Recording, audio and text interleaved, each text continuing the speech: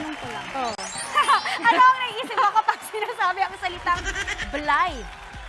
Si Andrea, yung anak ko sa kadenang ginto, Blythe siya, di ba? Correct. Alam nyo, hindi nakakapagtakang si Andrea nga talaga yung may isip mo dahil ibinasi yung pangalan niya sa mga manikang nasa harapan natin ngayon wow! na ang tawag ay Blythe Dolls. Oo, at para naman pag-usapan ng mga ito, kasama po natin ang collector nito na si Ms. Bubbles Villaflor. Good morning, kapatid! Good Good morning, Miss Ms. Bubbles. Bubbles, ang cute-cute nito. I like the hair color. Parang ganito na lang kaya yung hair color ko sa new ano ko. Wow!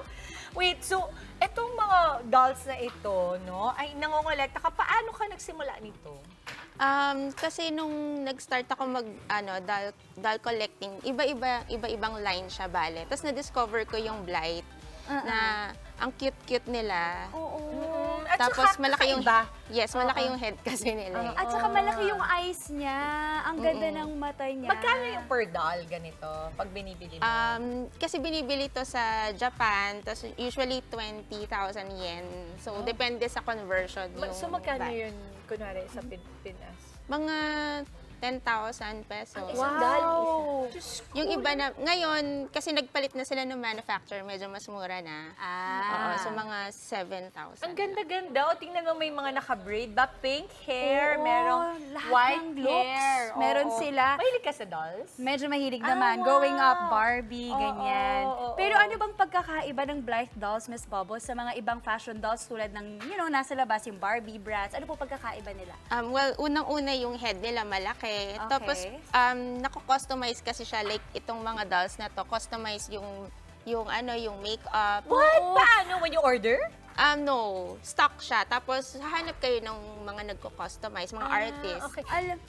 Go, Mama. Mama Mouse, na ano siya? Na-change yung mata. Ano to change yung mata Tingin nila. ko, please. Ito, i-focus natin din. Ayan na, kasi meron na-change siyang yung string. ano. Yan, tingnan natin. So, ngayon, siya ay blue. O, Okay. tapos, Wow! pink. Cute, di ba? May pinupul lang sa May likod. full string sila sa likod. Ang galing. Ito hindi. Hindi to na-change yung eyes Customize niya. na kasi siya. Customize. Pero nagiging sleepy eye siya, yung parang Paano? Paano natutulog. siya nasa-sleepy May ipupul ka rin na string Ito rin. yan. Ayun, inaantok siya. Ako to. Ang cute, no? Ako to, Alam mo yung inaantok. ibang dolls natin dito, yung kay Ma'am Cora, yung eyelids niya, Mama, merong parang eyeshadow. Na sobrang tuwang-tuwa ako kanina nung nakita ko. Oo. Talagang may makeup siya. Okay. Nakakatuwa. At ano sa tingin mo ang rason ng mga nangongolekta ng dolls? Why nahuhumaling sila sa ganitong collection? I think of course, yung charm niya. Yes. Oo. So, tapos yung versatility niya, like, pwede siyang maging cute, like yung ibang naka-dress dyan. And then also, as elegant as this, pag naka-gown. Uso ba sa mga collectors like yourselves ang nagtitrade?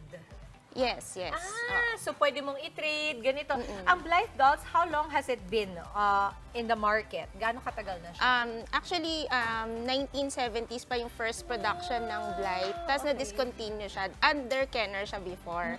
But now, Hasbro na yung may license nung Blythe production. So Hasbro na, Hasbro na siya. ngayon.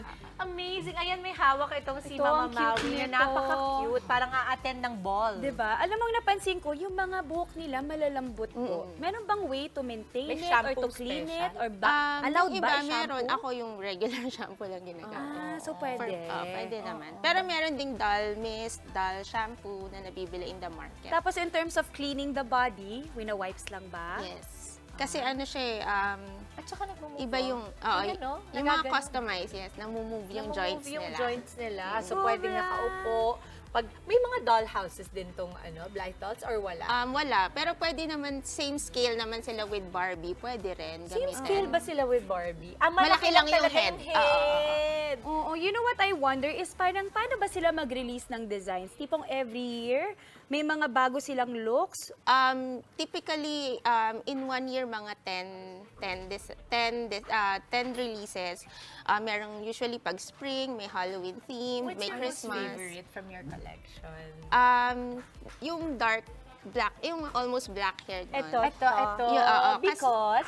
Kasi ano siya, yung collaboration siya with yung designer na si Anna Sui. Si Anna Sui. So yung dress that she's wearing is actually inspired by one of her designs. Ay, ang Wow, galing naman. nice. Magkano bili mo dyan? Miss Bubble? Ano lang yan, yung regular price niya, pero ngayon mataas na yung value niya. I'm ano sure. na, tumaas Okay, yung value. kung may mga interesado sa mga kapatid natin to get on the collection ng Blythe Dolls, anything they want to learn, saan kanila pwedeng i-follow?